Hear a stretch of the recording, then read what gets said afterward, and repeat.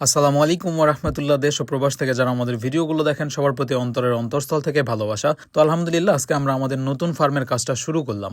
তো শুরুতেই বলি, আমাদের এই ফার্মের দৈর্ঘ্য 27 ফিট এবং প্রস্থ 15 ফিট এবং এখানে 6টি গরুর জায়গা হবে ইনশাআল্লাহ। আর অনেকদিন ধরে আপনাদের একটা কমন প্রশ্ন ছিল যে আমাদের ফার্মে এত পানি, এগুলো আসলে কোথায় যায়? আমাদের ফার্মের দুই পাশেই দুইটা পুকুর আছে বড় বড়, কিন্তু এই পুকুরগুলো আমাদের না। তো এই যে হাউসটা দেখতেছেন, এটা থেকে আমাদের নিজেদের পুকুরে লাইন করা আছে, যদিও পুকুরটা অনেক দূরে, তারপরও যেহেতু আমাদের নিজেদের পুকুর, এখানে আসলে কথা বলার কেউ থাকবে না। আর এই পানির লাইনটা করতে আমাদের প্রায় 10,000 টাকার মতো খরচ হয়েছিল, কিন্তু আমরা পার্মানেন্ট একটা সলিউশন পাইছি আলহামদুলিল্লাহ। এবার কুরবানিতে গরু বিক্রির পরে আমরা এখন পর্যন্ত ফার্মে কোনো গরু উঠাই নাই, কারণ আমরা দুই ফার্মে একসাথে গরু উঠাবো ইনশাআল্লাহ। এজন্য আমরা বেশি মিস্ত্রি নিয়েছি, যাতে আমাদের কাজটা খুব তাড়াতাড়ি শেষ হয় এবং আমরা শীঘ্রই আমাদের ফার্মে গরু উঠাবো ইনশাআল্লাহ। তো এই মিস্ত্রিগুলো আমাদের পাশের এলাকারই এবং ওনাদের যেহেতু দিন হাজিরা, এজন্য আমি ওনাদের হেল্প করতেছিলাম, কারণ যাতে আমাদের কাজটা খুব তাড়াতাড়ি শেষ হয়। আর মাশাআল্লাহ ওনাদের কাজ এবং ব্যবহার দুইটাই অনেক সুন্দর, এজন্য তাদের কাজে হেল্প করতেও একটা ভালো লাগা কাজ করতেছিল। আর আপনারা হয়তো আমাদের খামারটা দেখছেন, আমরা সবসময় একটু পরিপাটি রাখার চেষ্টা করি, সেজন্য আমরা ভালো মিস্ত্রি নিছি, যাতে আমাদের এই ফার্মটাও আমরা সুন্দর মতো করতে পারি।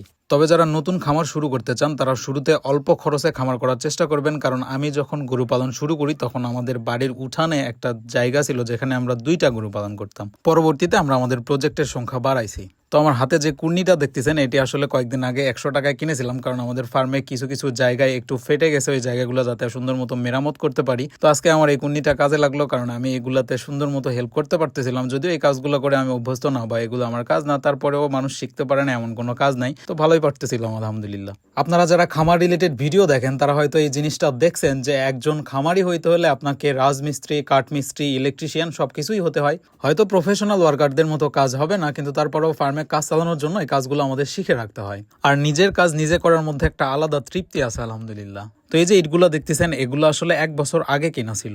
হয়তো ইটগুলো দেখেই বুঝতেছেন যে এগুলাতে বৃষ্টির পানি পড়ে শ্যাওলা জমে গেছে। আর এই ইটগুলো যখন আমি কিনছিলাম তখন আমার ফেসবুক পেজও ছিল না।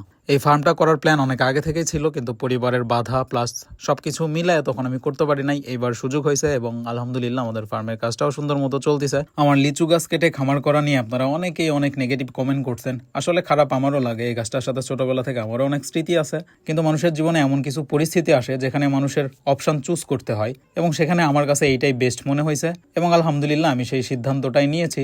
আর আমরা যারা মধ্যবিত্ত ঘরের সন্তান আছি, আমাদের কিছু কিছু সিদ্ধান্ত নিতে হয় যেখানে আসলে আমাদের কিছু ছাড়তে হয় ভালো কিছু পাওয়ার জন্য। আর আপনারা অনেকেই কমেন্টে বদদোয়া দিচ্ছেন, এটা আসলে খুবই কষ্ট লাগলো, কারণ একজন ফার্মিং কন্টেন্ট ক্রিয়েটর আসলে শুধু টাকার জন্য ভিডিও মেক করে না। এখানে আমরা কাপল ব্লগার না বা টিকটকার না যে আপনি চাইলেই একবারে কলিজা সিরার কমেন্ট করবেন।